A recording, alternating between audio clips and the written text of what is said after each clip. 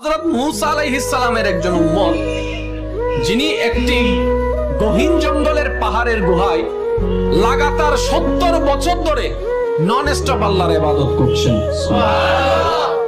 একদিন মূসা নবীকে রব্বে করিম বললেন, আপনারা তো জানেন মূসা এমন একজন নবী যাকে আল্লাহ কথা বলার সুযোগ দান করেছেন, যাকে কালিমুল্লাহ বলা হয়। এবার মূসা নবীকে রব্বে করিম বললেন, মূসা অমুক পাহাড়ে তোমার একজন উম্মত আছে যে আজকে 70 বছর লাগাতার আমার ইবাদত করে যাচ্ছে আমাকে খুশি করার জন্য। এই কথা শুনে মূসা নবী খুশি হয়ে গেলেন। কেন? উম্মতটা তো মূসা নবীর। মূসা নবী বললেন, আমার উম্মতে এমন উম্মত আছে যে রবকে খুশি করার জন্য এত ইবাদত করছে, এটা তো নবীর জন্য একটা খুশির ব্যাপার। সন্তান ভালো করলে মা বাবার জন্য খুশির ব্যাপার, স্ত্রী ভালো করলে স্বামীর জন্য, স্বামী ভালো করলে স্ত্রীর জন্য, ছোট ভাই ভালো করলে বড় ভাইয়ের জন্য, উম্মত ভালো করলে নবীর জন্য। মূসা নবী খুশি হয়ে গেলেন। ইয়া রব, ওইখানে গিয়ে কি বলবো? রব্বে করিম বলে, মূসা তুমি আমার বান্দাকে গিয়ে বলো তার 70 বছরের লাগাতার করা ইবাদতের একটা ইবাদত আমি কবুল করি নাই। একটা ইবাদত আমি আল্লাহ কবুল করি নাই। মূসা নবী এই কথা শোনার সাথে সাথে দুই চোখ থেকে পানি ছেড়ে দিলেন। কিন্তু রবের হুকুম যেখানে চলে আসে সেখানে দ্বিতীয় কিছু বলারও থাকে না, করারও থাকে না। এবার মূসা নবী ভারাক্রান্ত মন নিয়ে আল্লাহর দেওয়া নির্দেশ মোতাবেক সে পাহাড়ে গেলেন। যাওয়ার পরে দেখলেন একজন আল্লাহর বান্দা সিজদা অবস্থায় পড়ে আছে। সিজদা অবস্থায় পড়ে আছে, দুই চোখের পানি ছেড়ে ছেড়ে রবের জিকির করতেই আছে, সিজদায় পড়ে আছে। মূসা নবী দাঁড়ায় থাকলেন।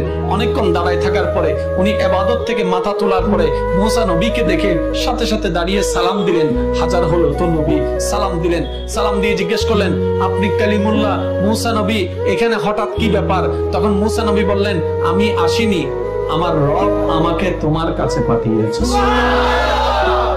আমার কাছে রব আপনাকে পাঠিয়েছে, এটা তো আমার সৌভাগ্যের ব্যাপার।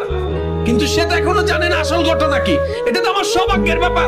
আমার মতো একজন বান্দার কাছে আল্লাহ আপনার মতো একজন জলিলুল কদর নবী রাসূলকে পাঠিয়েছেন, এটা আমার জন্য ভাগ্যের ব্যাপার।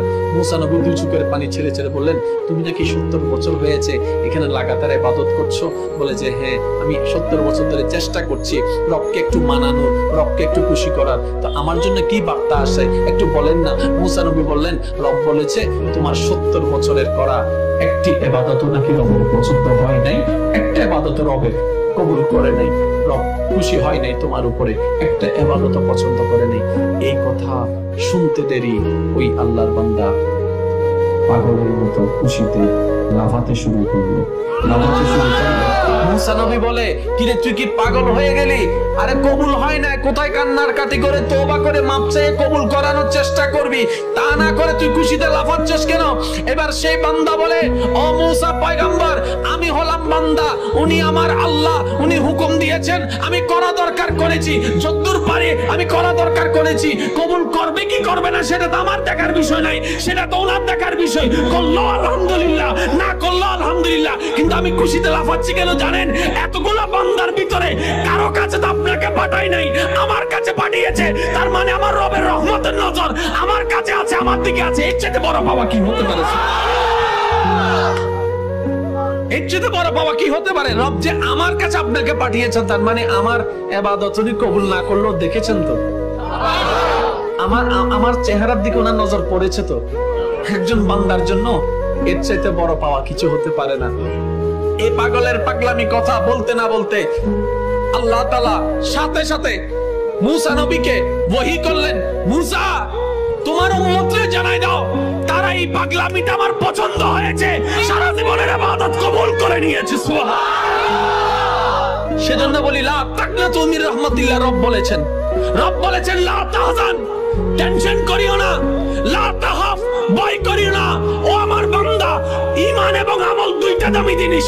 কোন রকম ঈমানটা নিয়ে আয়, আমলটা নিয়ে আয়। যদি আমলে কমতিও থাকে আমি রহমান তোকে মাফ করে জান্নাতের ব্যবস্থা করে দেব। লা তাকনাতু